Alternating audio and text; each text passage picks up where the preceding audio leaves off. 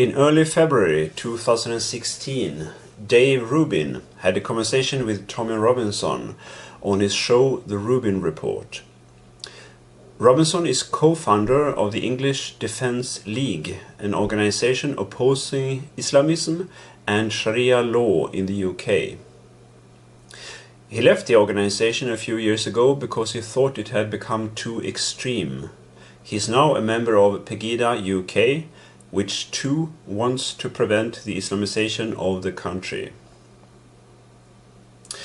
Robinson had reached out to Rubin 2 months earlier to become a guest on the show. Because of the leftist criticism of Robinson as being a racist and a bigot, Rubin hesitated to let him come on the show. In his introduction, Rubin confessed he had been afraid of being seen as a bigot and a racist himself just by talking to Robinson. However, he found that he had to do it exactly because of this fear, because the effect of labels like bigot and racist have on people, namely silencing them. Rubin wants to avoid stifling labels. The less we talk, the more the authoritarians can move in with easy answers, he says. We have to decide for ourselves what we believe and not let it be decided for us by others. Rubin thinks that leftists everywhere fail to defend free speech, which only serves to strengthen the far right. Robinson is in fact being silenced in the UK. He is prohibited from giving speeches at universities, etc. And his Twitter account has also been deleted. He says that people in the UK generally put their career before free speech. According to Robinson, Islam is an idea and one must be allowed to criticize all ideas. Once in Birmingham, Robinson met with a Muslim councillor for the Labour Party and asked him if he thought that an organization, provided it was completely peaceful, should have the right to come to Birmingham and criticize Islam. The man said no, because criticizing Islam incites hate, he said. These people are against free speech, according to Robinson. Robinson was born in 1982 in Luton in England, where there are currently around 50,000 Muslims among 205,000 inhabitants and around 30 mosques. Luton is the home of radical Islam in the UK, Robinson says. It has been unchallenged by councils, the government or police for 30 years and has been allowed to radicalize an entire community. Robinson himself has seen people convert to Islam and become radicalized, including personal friends. In 2004, there was a Muslim group in Luton which was openly converting people in the town centre and recruiting people to go and fight for the Taliban against the British Army, and law enforcement did nothing to stop it.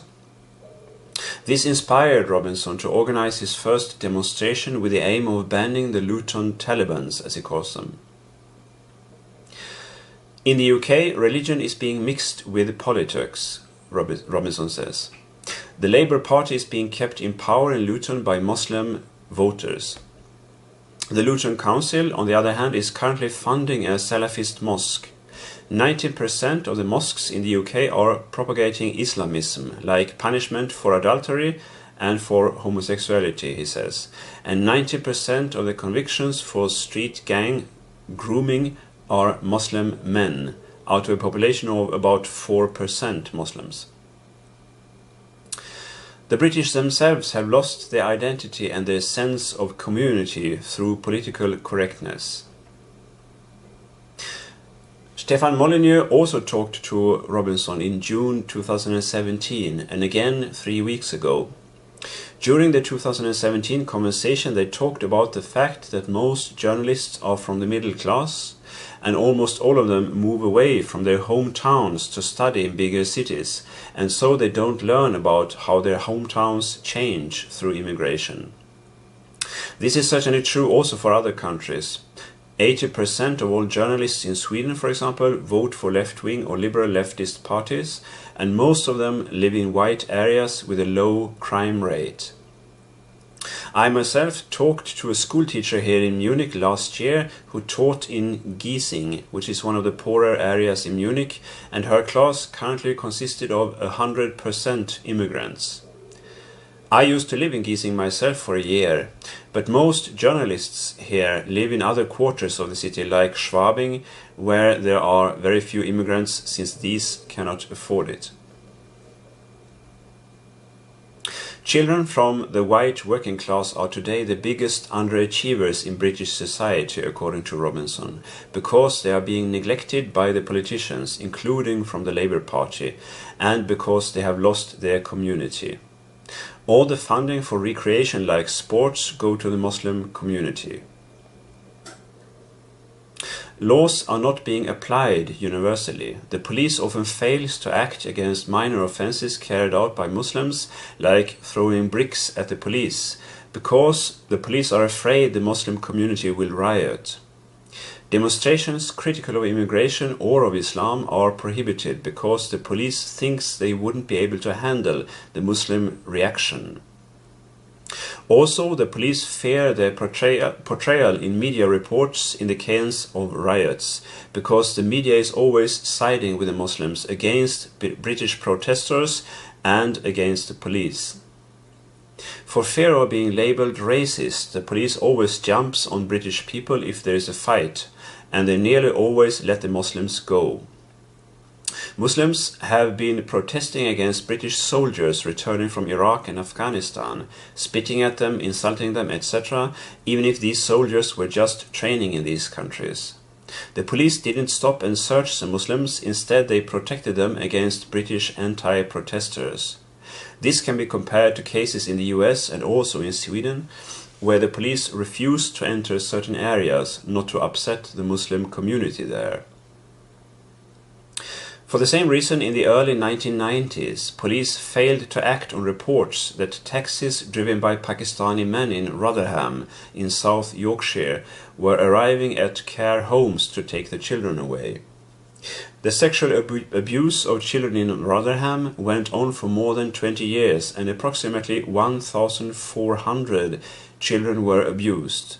Most of these were white girls. In 2016 and 2017, 19 men and 2 women were convicted for sexual offences, but the police and the Rotherham Council knew about the organised abuse for at least 10 years before they acted. The police ignored reports about the abuse written by Jane Senior from the youth project Risky Business. In 2012, the council tried to stop the publishing of a case review on the murder of a 17-year-old girl, Laura Wilson. When the government ordered the council to publish the case review, the council blacked out 61 of the 144 pages, hiding the murderer's ethnicity, which was Pakistani, Wilson's mention during an earlier inquiry, and the extent of the council's involvement in her case. Wilson had been the target of localized grooming from at least age 11, and the council had referred her to Risky Business at age 11. According to other documents, the police had found a 13-year-old girl, quote, with disrupted clothing, end quote, in a house at 3 a.m. together with a group of men who had given her vodka. A neighbor had called the police after hearing the girl scream. The girl was arrested for being drunk and disorderly. The men were not questioned. The Rotherham Council's deputy leader at the time was a Pakistani who was related to one of the perpetrators who were later convicted. The deputy leader knew about at least one of the relationships that his relative had to underage girls. According to Wikipedia, quote, because most of the perpetrators were of Pakistani heritage, several council staff described themselves as being nervous about identifying the ethnic origins of perpetrators for fear of being thought racist. Others, the report noted, quote, remembered clear direction from their managers, end quote, not to make such identification, end quote. During the process, it became known to the court that the police had once caught one of those who were later convicted together with a victim in a car park next to Rotherham police station. When a police car approached and asked what he was doing, the man said, quote, "She's just sucking my cock, mate," end quote, and the police car left. 1,400 girls were abused in Rotherham, and many of them were gang raped, often by large groups of Muslim men. If this happened in Rotherham, it can happen in other British towns as well, and it is happening elsewhere, with police and councils covering it up for reasons of political correctness. Mothers in Niley and in Bradford in West Yorkshire have demanded a public inquiry into the child abuse cases in their towns. They were refused. Telford too is refusing a public inquiry. In Telford alone, up to 100 girls were abused. Out of 2,000 mosques in Britain, only 500 came out to talk about the abuse issue. The Muslim groups, not police, are getting the funding to tackle the problem. 66% of British Muslims will not report another Muslim who intends to join the ISIS, which is a majority, Robinson says. 25% of British Muslims want to enforce Sharia law in Britain, but these are the ones who are open about it. What will happen in the future in light of the demographic change, Robinson asks. I was skeptical at first to what Robinson says, and I thought several of his statements vastly exaggerated, if not downright lies, like the Rotherham case. But then I fact-checked, especially the Rotherham case, and found that it was all true. Rubin was right.